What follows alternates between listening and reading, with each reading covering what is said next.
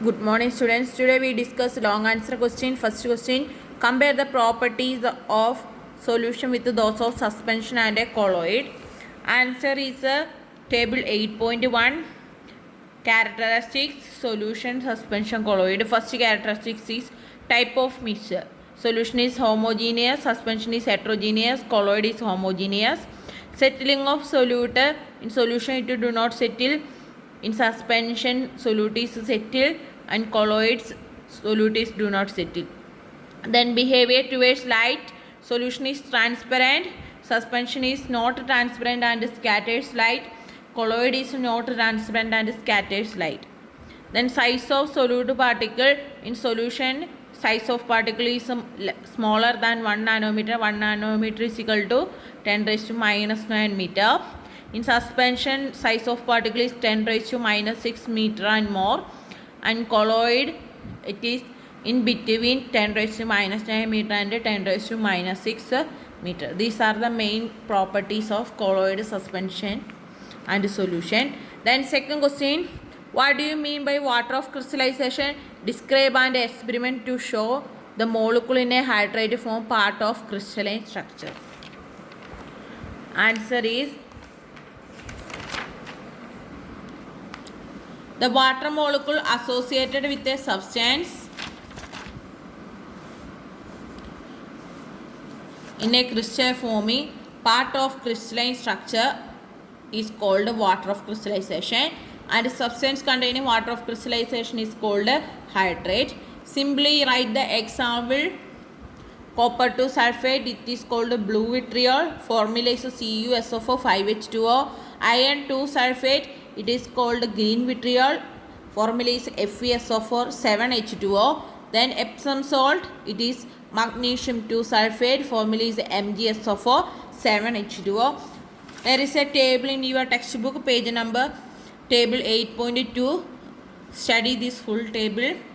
Then a hydrate on heating loses water of crystallization and also loses its crystal form. Experiment. Take the blue crystal copper sulfate pentahydrate on heating loses water of molecule and changes into white anhydrous. Anhydrous means without water, copper 2 sulfate. And on treated with water, the anhydrous salt changes back to hydrated salt. Simple representation is like this. CuSO4 5H2O, on heating it loses water form, anhydrous form, and if we add water it again form hydrous form. Then the crystallized structure of hydrated salt is lost when it loses water molecule. Thus water of crystalline is a part of crystalline structure. Another example is heating crystals of green vitriol FeSO4 7H2O. By losing the water of crystallization on heated, the light green crystal changes to white powdery solids. Then we again add water, it form hydrous solid. These are the second answer. Third question, explain what heterogeneous substance and deliquescent substances and give examples and mention their uses. First one is hygroscopic substance. A substance that absorbs moisture from the atmosphere is called a hygroscopic substance. Example, anhydrous calcium chloride, it is called a quicklime. It is a solid state. It is a solid substance having formula CaCl2. Then next one is anhydrous magnesium chloride. It is also a solid substance, formula MgCl2. Then third one, silica gel. It is also solid substance, formula is Na2SiO3. Sodium hydroxide, NaOH. Soda lime, NaOH. CaOH2. CaOH2 is calcium hydroxide. So the mixture of sodium hydroxide and calcium hydroxide is called soda lime. Then sulfuric acid, it is a liquid having formula H2SO4. These all are example of hygroscopic substance. Then the main uses. These substances are used to keep products dry or to remove water from an area. They are used as drying agents. They are used in a food Cosmetics and drugs include salt, honey, sugar, etc. Silica gel, commonly drying agent which keep the air inside the box dry. Some hygroscopic substances like soda lime, sulfuric acid, etc. are used in scientific laboratory also. Then second one is deliquescent substance, a solid hygroscopic substance which absorb so much atmospheric moisture and the solid dissolved to form concentrated solution is called deliquescent substance. Example of deliquescent substance are calcium chloride, magnesium chloride, sodium hydroxide, ferric chloride, zinc chloride and potassium chloride. Main uses are calcium chloride and magnesium chloride present as impurity in salt, so the salt is melted in rainy season. Some solid substance absorb moisture losses is crystalline structure. Then they are used as desiccants. Some are used in a chemical industry to remove water produced in a chemical reaction also. These are the main uses. Then fourth question, distinguish between hard water and soft water. Why it is necessary to remove the hardness of water and how it can be removed. Soft water, water that lather easily with the soap is called soft water. Hard water, water that does not lather easily with the soap is called hard water. The presence of soluble salt like hydrogen carbonate, sulfate, chlorides of calcium and magnesium make water hard. There are two types of hardness, temporary hardness and permanent hardness. First one is temporary hardness. If the hardness of water can be removed by boiling, it is called temporary hard water. It is caused by dissolved hydrogen carbonates of calcium and magnesium. Then second type of hardness is permanent hardness. If the hardness of a water cannot removed by boiling, it is called permanent hardness. It is caused by dissolved sulfates and chlorides of magnesium and calcium. Then why it is necessary to remove the hardness of water? It is necessary to soften water because hard water is unfit for domestic and industrial purposes. First one, hard water is unfit for laundries. It consumes too much soap, leave dirty stain of calcium and magnesium, salt of fatty acid on cloth, which causes skin diseases. Then hard water is not suitable for bathing. The precipitate of calcium, magnesium or fatty acid formed with cause irritation on the skin. It is not possible for proper cooking of foodstuff, not injurious to health. Hard water does not have a agreeable taste. Then when used in industrial purpose, mainly in boilers, boilers is used in the industry for boiling water vapor or production of water vapor. It produces white deposit of insoluble substance called scales. Scale consists of calcium carbonate, magnesium carbonate and calcium sulfate.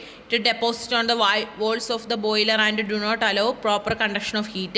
They block the pipes which causes accidents. Then removal of hardness or softening of water. If the hardness of water is removed, soft water is produced and process is called softening of water. There are two methods. First one is boiling. Temporary hardness of water can be removed by boiling. When water is heated, the hydrogen carbonates of calcium and magnesium decompose to carbonates, being insoluble carbonate precipitate out. When calcium hydrogen carbonate or magnesium hydrogen carbonate is heating, form calcium carbonate or magnesium carbonate plus carbon dioxide and water. Then second method is treating with washing soda. Permanent hardness of water can be removed by treating with washing soda. Washing soda is a sodium carbonate, formula is Na2CO3 10H2O. A solution of washing soda is added to the water and the carbonate of magnesium and calcium is precipitate out. Formula CaSO4 plus Na2CO3 gives CaCO3 plus Na2SO4. Study these formulas.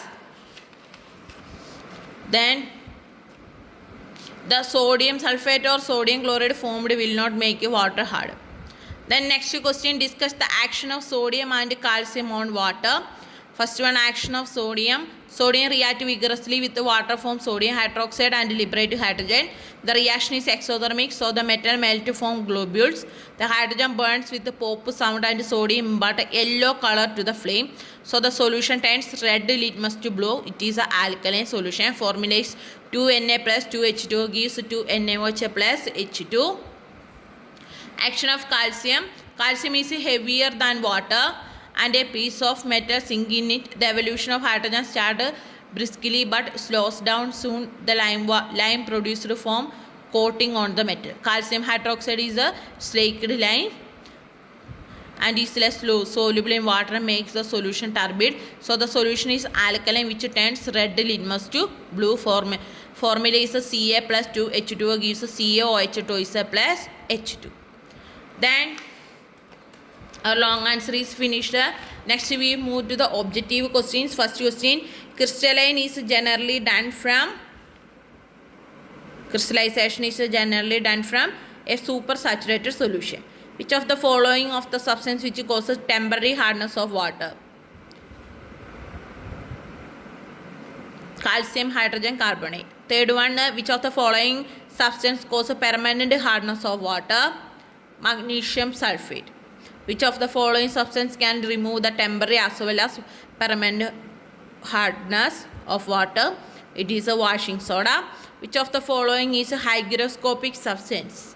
In this, silica gel is a hygroscopic substance. Then fill in the blanks. A solution that can dissolve more solute is called unsaturated solution. Water is a polar solvent. Muddy water is an example of suspension.